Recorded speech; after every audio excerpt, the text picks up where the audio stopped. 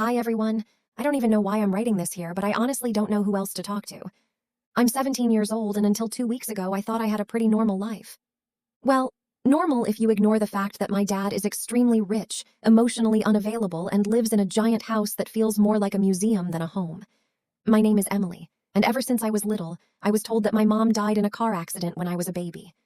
That was the story. That was always the story. Every time I asked about her, my dad would shut down. He would say things like, "It's too painful," or "You look so much like her."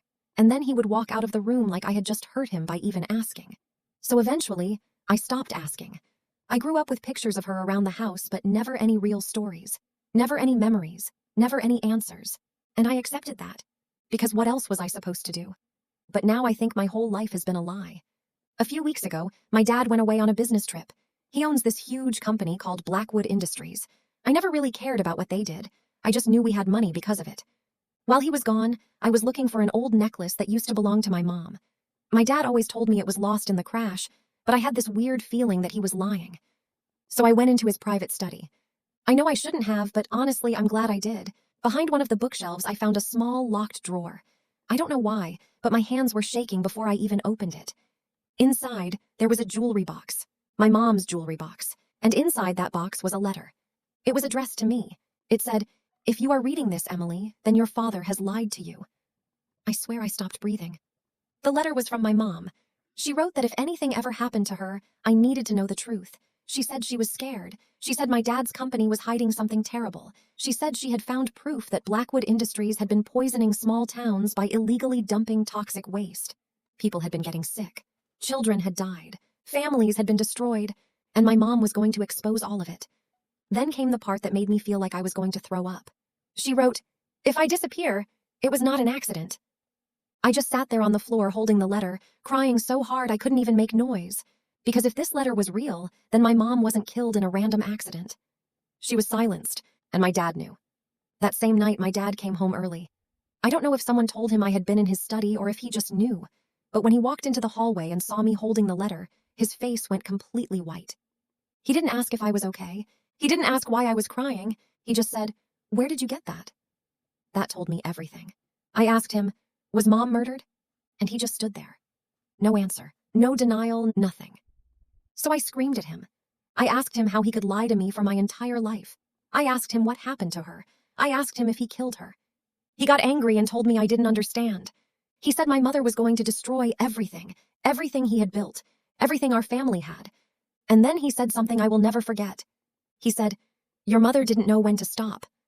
I swear in that moment I didn't recognize him. He wasn't my dad anymore. He was just a stranger in an expensive suit who had been lying to me since the day I was born. Then, before I could even process anything, someone started banging on the front door. It was Noah.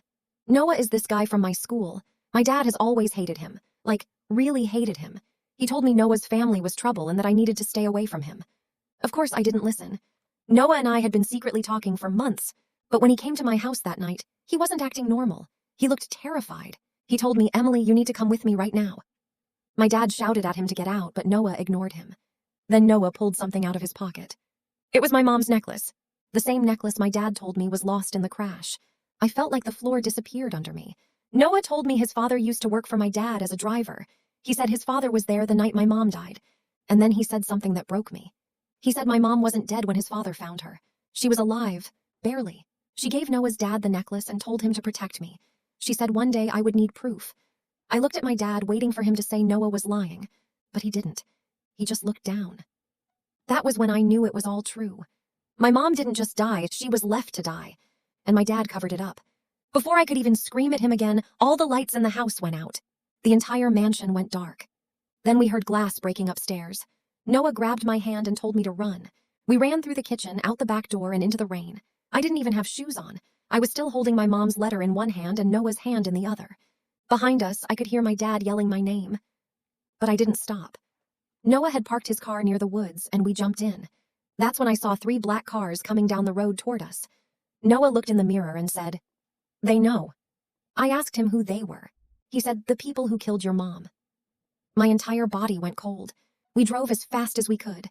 The roads were wet, the rain was pouring, and the cars behind us kept getting closer. Noah told me he had files, documents, videos, proof of everything Blackwood Industries had done. He said his father had spent years collecting evidence after my mom died because he felt guilty for not saving her. But before he could release it, he disappeared too. Everyone said he ran away. Now I'm not so sure. Then one of the black cars hit us from behind. Hard. I screamed. Noah tried to keep control, but they hit us again. The car spun off the road, crashed through a fence, and rolled down a hill. I don't remember everything. I remember glass, rain, Noah shouting my name. Then silence. When I woke up, my head was bleeding and Noah was unconscious beside me.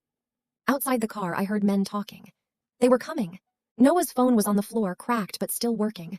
There was a message already typed on the screen.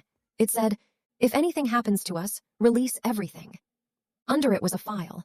I don't know who it was being sent to. Maybe a journalist, maybe the police, maybe everyone. I just pressed send. A second later it said, "Sent."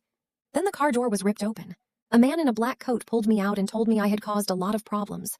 I was crying, bleeding, soaking wet, and honestly, I thought I was going to die. He said, "You should have stayed quiet like your father." Then suddenly my dad appeared at the top of the hill. He had followed us. He was holding a gun. I had never seen him like that before. He looked scared, not powerful, not cold, just scared. He told the man to let me go. The man laughed and said, "You didn't care this much when we dealt with your wife." I looked at my dad, and he didn't deny it, but he started crying. He said, "I was a coward. I thought if I stayed quiet, I could protect Emily." Then he looked at me and said, "I'm sorry." And then the man shot him, right in front of me. I screamed. My dad fell to the ground, and at that exact moment, police sirens came from the road. I guess the files really had been released. The men tried to run, but the police came down the hill and arrested them. Noah survived. He had a concussion and a broken arm, but he survived. My dad didn't. His last words to me were that my mom loved me more than anything. And now I don't know how to feel. Because I hate him.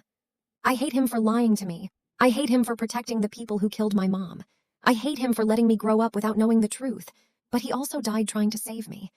And I don't know what to do with that. Now the whole story is everywhere. News channels are calling me the girl who destroyed Blackwood Industries. People online are saying my mom was a hero. Some people are saying my dad deserved what happened.